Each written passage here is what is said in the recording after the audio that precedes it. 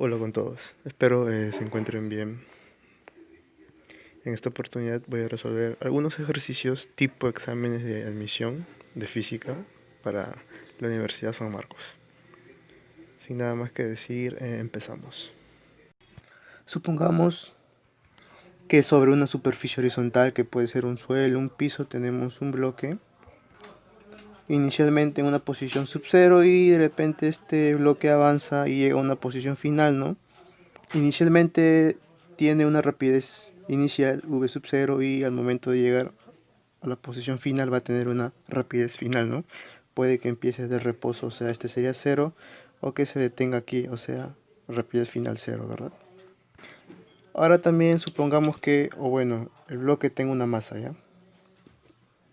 Ahora supongamos que el bloque se mueve de aquí a aquí gracias a una fuerza. Puede ser una fuerza externa F, como se observa acá. Esta fuerza F va a hacer que este bloque se desplace, ¿no? Se mueva y llegue aquí. Ahora supongamos que también haya una fuerza, pero que se oponga al movimiento, ¿no? O sea, que haga que el bloque no se mueva con facilidad. O sea, sería una fuerza que se oponga al movimiento, ¿verdad? Que generalmente se le conoce como la fuerza de rozamiento, ¿verdad? Estático, cinético. En este caso vamos a trabajar con el cinético. Entonces de aquí a aquí supongamos que avanzó una distancia d. Entonces muchos dirán, ¿tiene peso? Sí, muy bien, porque tiene masa. También va a tener una fuerza normal, ¿verdad? No normal y un peso que vamos a llamarle P nomás. Entonces, por el teorema del trabajo y la energía mecánica, en este modelo que acabo de explicarles se va a cumplir algo muy importante, que ha sido motivo de preguntas en exámenes de admisión para San Marcos, muy repetitivos. En los últimos años, cada año ha venido esto de acá. ¿A qué me refiero? Seguramente muchos recuerdan esta propiedad, que nos dice que la sumatoria de los trabajos de las fuerzas no conservativas es igual a la variación de la energía mecánica. Esto es de manera general, pero estamos en este caso, donde la superficie es un piso, o sea, horizontal. Las fuerzas no conservativas serían todas las fuerzas que no sean la de gravedad. En este caso el peso, o sea, la fuerza de gravedad siempre va a ser hacia abajo, ¿verdad? Por ende, en este caso el peso nunca va a realizar trabajo, por el hecho que sería perpendicular al desplazamiento, ¿verdad? Por ende, el peso en estos casos no realiza trabajo. ¿Qué fuerzas quedarían? Todas las fuerzas que sean distintas a la gravedad, o sea, la fuerza externa puede ser la fuerza de rozamiento. Y estas son justamente fuerzas no conservativas. Energía mecánica final. Sabemos que generalmente tenemos a las energías potenciales y las cinéticas. Potenciales no hay acá porque no están a alturas ni tampoco hay resortes. Entonces, ¿qué nos quedaría? Simplemente energías cinéticas. Es por ello que para este tipo de ejercicio se desprende de este que es algo general a algo particular. Que sería, ¿qué cosa? Que el trabajo neto va a ser igual a la variación de energías cinéticas. Y sí tiene sentido, ¿verdad? Porque en este caso no va a haber energías potenciales porque no están a alturas ni tampoco hay resortes. Solo van a tener rapideces, por ende solo va a haber energía cinética. Pues ¿a qué se refiere con trabajo neto? A todos los trabajos presentes en este fenómeno. Y como vimos, siempre van a ser fuerzas externas que te van a decir, o quizás no haya esto y solo haya fuerza de rozamiento. O sea, generalmente siempre te van a dar de datos estas fuerzas que se va a deducir que van a ser no conservativas, por ende, trabajo neto. Entonces, en este caso, ¿qué podría decir yo? Que el trabajo realizado por F menos el trabajo realizado por la fuerza de rozamiento va menos porque se opone al movimiento, ¿verdad? Va a ser igual a un medio de la masa por la rapidez final al cuadrado menos la rapidez inicial al cuadrado, o sea, variación de energías cinéticas. De aquí ya pueden desprenderse varias cosas, ¿verdad? Puede que esta F no exista y simplemente esta, entonces descartamos esta y nos quedaría un trabajo negativo. No puede que esta FR no exista y solo esté este, entonces descartamos este y nos quedaría simplemente esto. Supongamos que no hay fuerza de rozamiento, simplemente tendríamos F. Entonces, ¿qué nos quedaría? Que dicha F por la distancia que se va a mover sería igual a todo esto, ¿verdad? Y así ya podemos hallar cuánta distancia va a avanzar simplemente conociendo sus rapideces y la masa, ¿no? Como se observa acá, o F. Y de aquí te pueden preguntar bastantes cosas. Y vamos a ver por qué he hecho hincapié a esto, porque Como dije, son preguntas muy típicas y vamos a verla a continuación. Por ejemplo, pasamos a ver este ejercicio. Fue sacado de un examen de simulacro del 2018. Entonces, conforme lo que expliqué anteriormente, vamos a sacar los datos del ejercicio. Nos dicen que las llantas, supongamos que estos bloques son llantas, ¿ya? Voy a seguir teniendo el dibujo del ejemplo. Entonces, supongamos que los bloques son llantas y nos dicen que las llantas van a dejar una distancia de, ¿cuánto nos dice? De 100 metros, ¿verdad? Vemos que ya nos está dando un dato de lo que dijimos que debemos tener para aplicar lo que expliqué anteriormente. Nos da un coeficiente de fricción cinético de 0,8. Por ende, podemos deducir que va a haber una fuerza de rozamiento, ¿verdad? Fuerza de rozamiento cinético, ¿no? ¿Y cómo se calcula eso? Normal por coeficiente. Nos pide hallar con cuánto de rapidez andaba el auto. Y nos dice que el auto se va a detener, o nos pide que hallemos la rapidez cuando se detiene. Entonces se deduce que la rapidez final va a ser 0. Entonces vemos que la única fuerza que tenemos es de rozamiento. Entonces el trabajo realizado por la fuerza de rozamiento sería la normal por el coeficiente, pero en este caso no nos dan la masa, pero sabemos que en este tipo de ejercicios la normal va a ser igual en módulo al peso, ¿verdad? Bueno, el peso sería masa por gravedad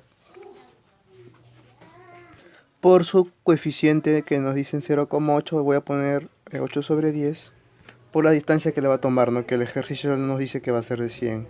Como es fuerza de rozamiento, va a tener un negativo, como dijimos, ¿no? Aquí podemos cancelar los 10 ya. Y variación de energía cinética. Nos dice que se va a detener.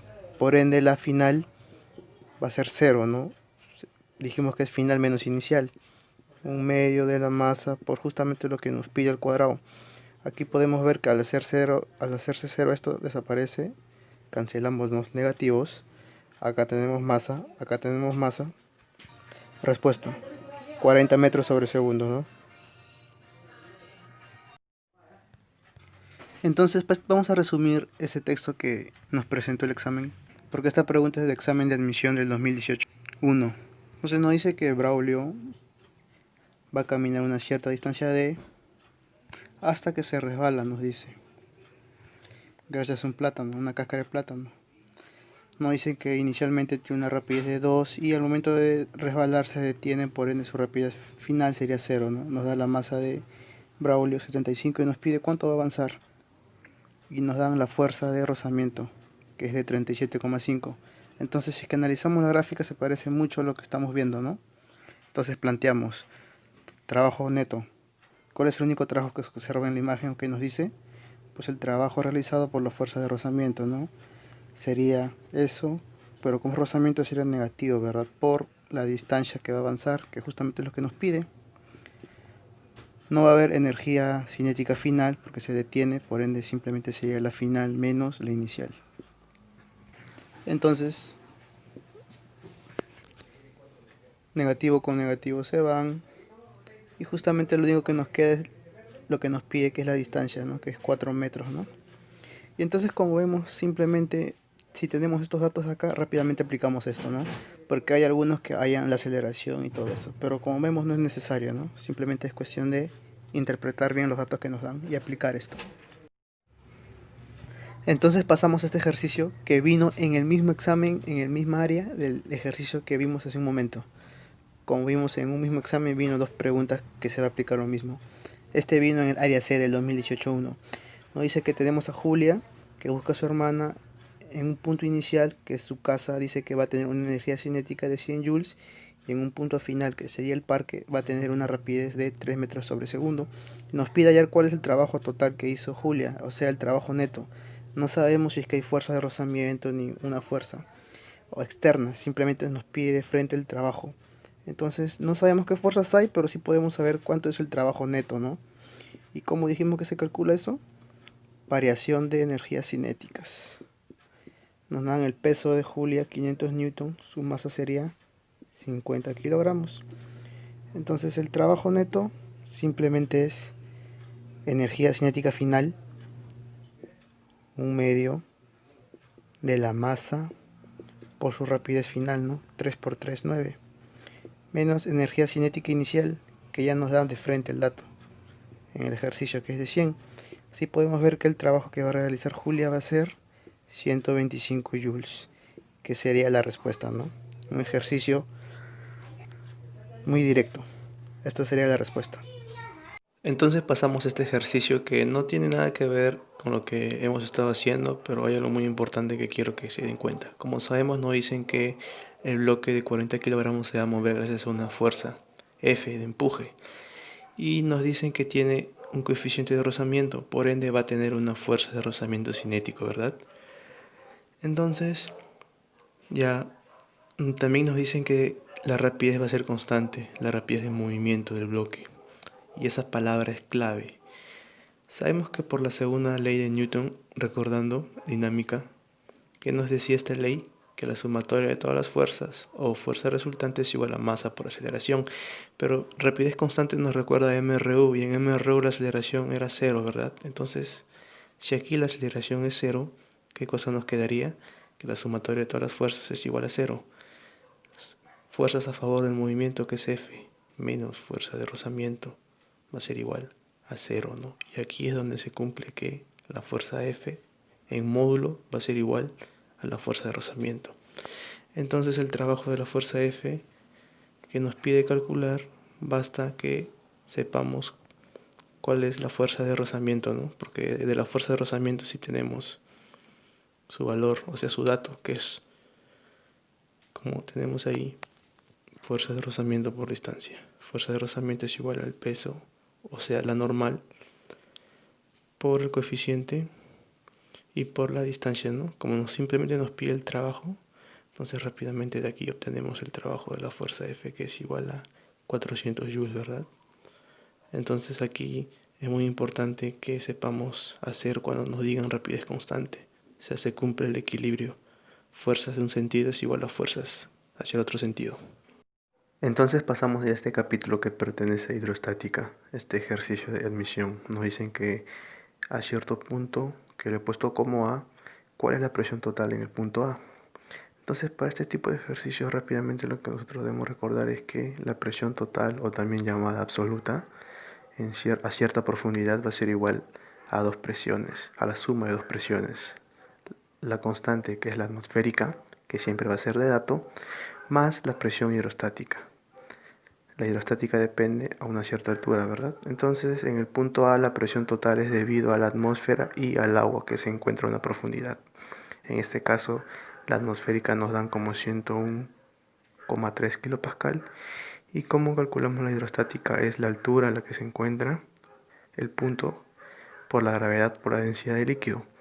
La altura nos dice que es de 30,5 metros. La densidad del líquido es agua, nos dicen que es 1000 por la aceleración de la gravedad. Entonces de aquí rápidamente ya podemos obtener la presión total, ¿no? En el punto A, que será igual a 400,2 kilopascales. Entonces debemos recordar mucho esto, que es muy típico.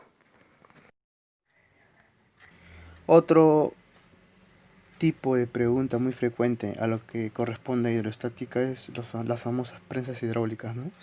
Este es un ejercicio muy fácil. Lo que generalmente preguntan es esta relación. Una fuerza aplicada a cualquiera de los émbolos sobre el área del pistón donde se va a encontrar va a ser igual a la otra fuerza sobre el área. Siempre va a haber un área menor que la otra, ya que estos dispositivos nos van a permitir multiplicar o reducir fuerzas y solo dependerá de la relación de las áreas de los pistones que tengan. En este caso, F1 sobre el área 1 igual a F2 sobre el área 2. Puede ser lo contrario. Aquí puede ser la fuerza que se le aplique. Y en este caso, la fuerza 1 iría de esta manera. O sea, pueden variar los casos. En este ejercicio nos va a pedir que hallemos F1 cuando se le agregue un peso de 4000 newtons al pistón de mayor área, nos dice, que es de 12, y el área del pistón menor 0,6. Entonces rápidamente planteamos esto. ¿Y cómo nos quedaría? Reemplazamos, como vemos, 4000 sobre su área, F1 lo que nos pide sobre su área. Aquí vamos a ver que la fuerza que nos pide nos debe salir 200 newtons. Y esa sería la respuesta. Como vemos, es un ejercicio relativamente sencillo. Y suele preguntar siempre, casi siempre. Vamos a empezar con lo que es el efecto fotoeléctrico.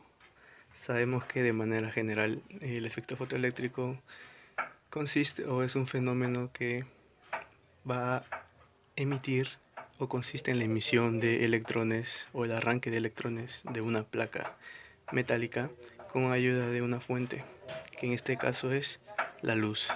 Aquí tenemos la representación que casi siempre se da. Hacerlo de manera de resumen, nuestro famoso tubo de vacío, ¿no? Vemos que el tubo de vacío va a contener dos placas metálicas y a dichas placas vamos a conectarlas a una diferencia de potencial. El potencial o el polo positivo y el polo negativo. Vemos que el polo positivo se va a dirigir hacia la placa, por ende esta placa va cargada también positivamente. Y esta placa vemos que está conectada al polo negativo, por ende esta placa se va a cargar negativamente. El hecho que sea positivo o negativo no quiere decir que no haya, en este caso, electrones. Sí va a haber electrones, sino que la característica va a ser que en esta placa van a abundar cargas positivas y en esta placa van a abundar cargas negativas, pero aquí también va a haber cargas positivas, pero en menor proporción, ¿no? Y en esta placa van a haber cargas negativas, pero en menor proporción. Entonces, ¿en qué consiste esto? Que al emitir nosotros luz, sabemos que se van a arrancar electrones, ¿verdad? O sea, esta luz van a contener los famosos fotones, ¿no? En esta luz van a haber fotones y estos fotones al dirigirse y llegar a la placa, en este caso positivo, van a arrancar los pocos electrones que van a haber. Estos electrones van a ser arrancados y por ende van a ir hacia la placa que tienen enfrente, que es la placa negativa. Pero nosotros debemos saber por electrostática que este electrón negativo al dirigirse a una placa negativa, sabemos que por la ley cualitativa de Coulomb, cargas de signos iguales se repelen, ¿no? Entonces cuando este electrón ya esté cerca hacia la placa negativa, va a haber una repulsión que va a hacer que este electrón se dirija hacia la placa de donde salió, que es la positiva. Entonces, inicialmente, este electrón va a presentar una energía cinética, ¿verdad? Que sería una energía cinética inicial. Pero cuando llega aquí, su energía cinética, o sea, final, se va a hacer cero. Entonces, teniendo esta idea, vamos a plantear lo siguiente. También por electrostática debemos saber que en placas positivas, placas negativas, el campo eléctrico siempre sale de la placa positiva. Entonces va a haber un campo eléctrico así, en este sentido. Si el campo eléctrico es de este sentido, también sabemos que una partícula cargada dentro de un campo eléctrico va a presentar una fuerza eléctrica. Siempre la misma dirección y sentido que el campo eléctrico siempre y cuando sea una carga positiva, pero el electrón es de carga negativa. Por ende, el electrón también va a tener dirección horizontal, pero su sentido va a ser hacia la izquierda, ¿no? Porque es un electrón. Entonces aquí podemos decir que va a haber una fuerza eléctrica. Una fuerza eléctrica, ¿verdad? Entonces esta fuerza eléctrica va a ser hacia este sentido. Entonces ya teniendo en cuenta esto, vamos a plantear la siguiente ecuación. El trabajo neto debemos recordar por mecánica que es igual a variación de energía cinética, ¿verdad? Trabajo neto va a ser igual a variación de energía cinética. En este caso, ¿qué fuerza nomás va a haber? La fuerza eléctrica, ¿verdad? Entonces sabemos que fuerza eléctrica, el módulo de la fuerza eléctrica se calcula como carga por campo eléctrico. Eso sabemos por electrostática, ¿verdad? Entonces rápidamente planteamos. Trabajo neto sería el valor absoluto de la carga del electrón por el campo eléctrico, ¿verdad? Pero como es sentido contrario al campo eléctrico, sería un trabajo negativo, ¿verdad? Y a eso debemos multiplicarle la distancia de separación de las placas, porque trabajo es fuerza por distancia, ¿verdad? Entonces lo multiplicamos por la distancia, esto va a ser igual en variación de energía cinética. Pero dijimos que cuando llega a la placa negativa, la energía cinética es, o final va a ser cero, ¿verdad? Entonces energía cinética final cero menos energía cinética inicial que sí va a tener, ¿verdad? Ponemos como energía cinética inicial, ¿no? Aquí inicial menos final. Entonces rápidamente, ¿qué podemos deducir? Vamos a acomodar. Estos negativos se irían, ¿verdad? Porque este es cero. Sabemos que también por electroestática el producto entre el campo eléctrico y la distancia que nos daba una diferencia de potencial, ¿verdad? Entonces esto nos va a dar una diferencia de potencial. La carga del electrón, que lo puedo poner simplemente como E, va a ser igual a la energía cinética, ¿verdad? Entonces de aquí es donde sale esta famosa relación, que la energía cinética va a ser igual a la diferencia de potencial por la carga del electrón. Pero si volvemos a nuestra imagen, dijimos que cuando el electrón llega a esta placa, se frena, o sea, se detiene y va a regresar acá. Entonces, a esta diferencia de potencial la vamos a conocer como el famoso potencial de frenado, ¿verdad? Entonces, este potencial es el potencial de frenado, ¿de acuerdo? Entonces, de aquí nos sale que la energía cinética máxima va a ser igual al potencial de frenado por la carga del electrón. Entonces aquí es donde sale esa relación, ¿de acuerdo? Entonces, continuando con el efecto fotoeléctrico, vamos a ver lo que es la famosa ecuación de Einstein, ¿verdad? Que es generalmente lo que suelen preguntar casi siempre. Sabemos que cuando iluminamos una placa metálica, los fotones, al unirse con los electrones que van a estar dispersados en la placa, más particularmente en los átomos de la placa, van a salir liberados, ¿verdad? Entonces lo que se libera ya reciben el nombre de fotoelectrones, pero igual siguen siendo electrones. Entonces, ¿qué se va a cumplir? También Einstein nos dice que va a haber una energía de enlace entre los electrones y la placa donde se encuentran, que él lo llamó función trabajo, que también es una energía, función trabajo. Entonces, va a haber una relación que estos fotones que vienen junto a la luz van a presentar una energía que se va a perder, o mejor dicho, se va a dividir en dos cuando llega a la placa. Una energía que va a estar para arrancar los electrones de la placa, llamado función trabajo, y la energía sobrante va a ser la energía cinética, ¿no? Que va a presentar los fotoelectrones cuando salen.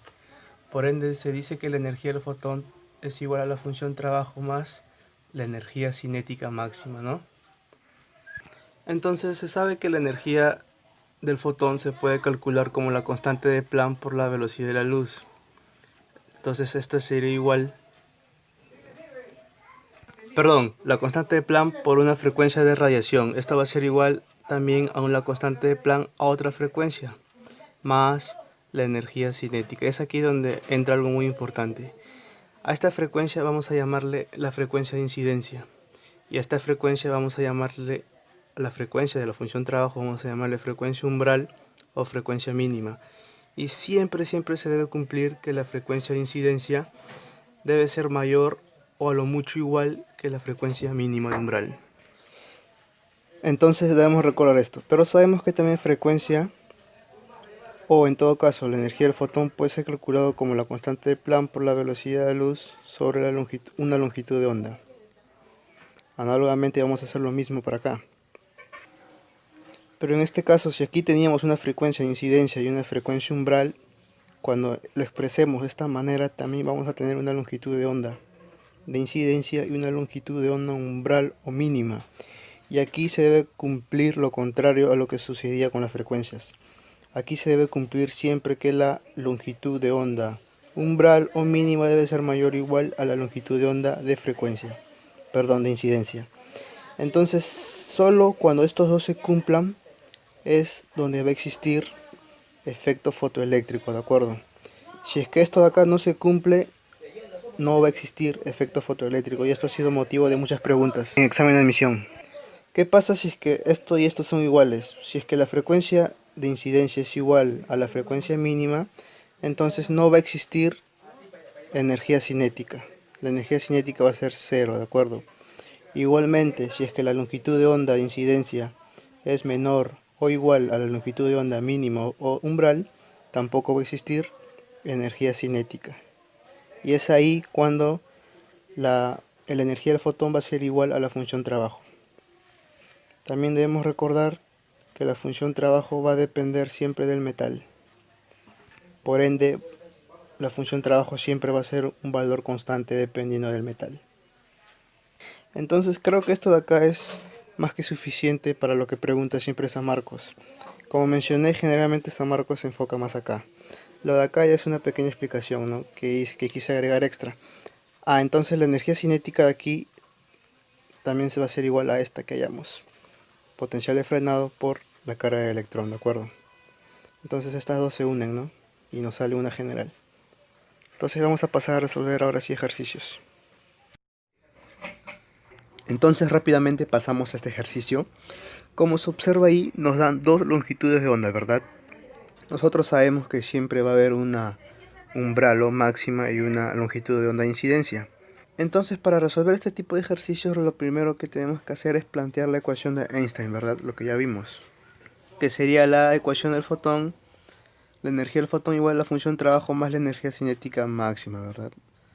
Si es que en el enunciado nos hubiera dicho de frente la longitud umbral está el valor, ya de frente aplicamos, ¿no? Pero si observamos bien el enunciado a primera leída, como que no está muy claro cuál es la longitud de onda umbral y la incidencia, ¿no? Cuando estemos en ese caso, debemos recordar lo que les expliqué, que la longitud de onda de incidencia o longitud de onda mínima va a ser menor o igual a la longitud de onda umbral o máxima. Esta es la longitud de onda de incidencia. Entonces, conociendo esto ya de frente, sin pensarla, reemplazo los datos, ¿no? La longitud de onda de incidencia siempre va a ser la longitud mínima. ¿Y cuál es la mínima de los datos que nos dan? Pues 480 nanómetros, ¿no? Entonces de frente aquí ponemos 480 nanómetros. Esto va a ser igual a la constante por la velocidad de la luz y la longitud de onda máxima, ¿no? Que siempre va a ser la umbral, y eso sería 680 nanómetros. Más la energía cinética máxima, ¿verdad? Entonces, por lo tanto, una vez reemplazando acá con los valores, la clave nos debe salir 1,22 por 10 a la menos 19 joules. Entonces, en este caso sí fue importante recordar esto, ¿no? Para no confundirnos. La longitud de onda que va acá siempre tiene que ser la mínima. Entonces pasamos a este ejercicio. Como podemos observar, nos dice que tenemos en un metal, hacemos incidir luz, cosa que se va a producir el efecto fotoeléctrico y a la vez se va a producir también una energía cinética máxima que nos dan de dato y nos piden hallar cuál es el potencial de frenado. Entonces, como vimos al inicio, dijimos que la energía cinética máxima es igual al potencial de frenado por la carga del electrón, ¿verdad? Y la unidad de la energía cinética máxima puede ser o puede estar en electronvoltios. ¿Y qué cosa es el potencial de frenado? Rápidamente, el potencial de frenado es el valor que vamos a tener, que va a ser un número con el voltaje que vamos a tener. En otras palabras, vamos a eliminar o tapar la carga del electrón. O sea, que es fundamental acá que tengamos a la energía cinética en electronvoltios. Eso es todo. De ahí simplemente le quitamos el E, tapamos el E y lo que nos queda es el potencial de frenado. Si nos dan la energía cinética máxima pero en joules, dijimos que para hallar el potencial de frenado necesitamos tenerlo en electronvoltios. Hacemos la conversión, ¿no? Por algo nos dan esto. Entonces hacemos la conversión, joules se va y me quedaría todo en función de electronvoltios. Me quedaría 0,36 electronvoltios. Si quiero el potencial de frenado, simplemente tapo el E. ¿Y qué me queda? 0,36 voltios, que sería el potencial de frenado. Respuesta.